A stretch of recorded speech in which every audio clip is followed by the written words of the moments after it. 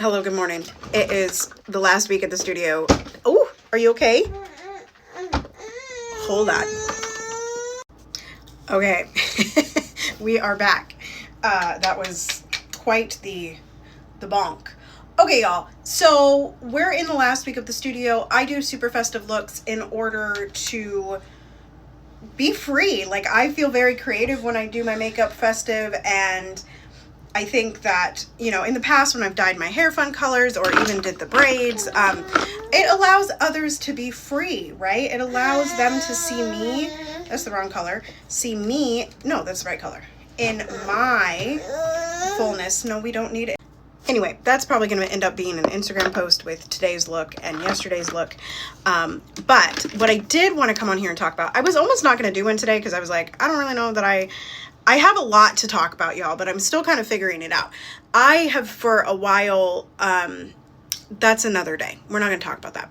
What we are going to talk about is I saw this TikTok video from Han, and y'all may remember Han when I used to do Spill the Beans. She is a biracial girly pop on the Tickety Talks, and she made the internet very mad when she called Beyonce a capitalist. And then there was a whole biracial debate and like what constitutes, like, same as the Wasian that I was talking about. But anyway, I saw one of her videos this morning and she was like, if Palestine isn't your litmus test, what is? And listen, I agree with some of her takes. We're not going to 100% agree with anybody. But here's my thing about litmus tests, about morality tests, about purity tests, about all of this, is it's playing directly into the binary. And I'm not saying that Palestine doesn't matter. Ceasefire now until the end of days. Everybody needs to be freed. No one is free until we're all free, right? But, and if we're constantly playing to binaries, as in like, if you're not pro-Palestinian in the way that I define pro-Palestinian, then you are a horrible person and I never want to hear from you again and I never want to hear you talk and I have no openness towards you. When the reality might be that they are pro-Palestinian, just not under the definition that you determine, right? And this could be with anything. And so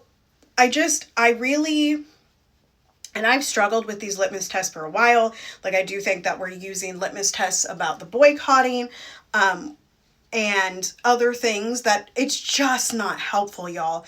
And it's just ruling out like very progressive people and very progressive groups that could actually make a difference that would then result in a place like Palestine being free, because it results in the freedom of some other groups. And once we liberate one group, we liberate more groups, right? The allowance is, as I was talking about at the beginning of this, that as I liberate myself, as I allow myself to create, right? As I allow myself to create, I allow others to create and be liberated. And it is the same thing, right? If we were to liberate Black Americans, the Black diaspora would then be more free and more likely to liberate, and on and on and on. And from Black people being free, then we have more and more and more people. Again, no one is free until we are all free, and freedom is a snowball, right? Liberation is a snowball effect. And so, like, I find, like, again, like, I am pro-Palestine, free Palestine, ceasefire now. However, holding people to a litmus test in our own individual definition of what that should look like, being pro-Palestinian, is not helpful. And I've been that girl. Like, I have totally been that girl that is like, why aren't you talking about this? If you're talking about this, then you need to be talking about that. And I still believe that, because a lot of y'all talk about dead white people and you ain't never talked about a state-sanctioned police murder of a Black person. Right? However, I have, in my years of being online and doing activism and being biracial, right, I have come to a place finally where I don't need to punish you or give you a litmus test for those things. Yes, I may comment on it, but it doesn't mean that I don't want to talk to you. And I think that's like, you know, I talked about pro-Blackness the other day on my page, and like how some white people are like, well, then I'm not included. Well, that's your choice, right? I'm not excluding you, right? But this is the way litmus tests work, you know, is that there is exclusion, and the gatekeeping, the litmus test, the binaries, all of the things that I've talked about today are facets of white supremacy. They're tenets of white supremacy. And in order to end white supremacy, right, we can't use the master's tools to demolish his house. That's all. Hope you enjoyed this. Come to Instagram to see my final look. We're going to do green and silver, I think, because my shirt is like green and silver.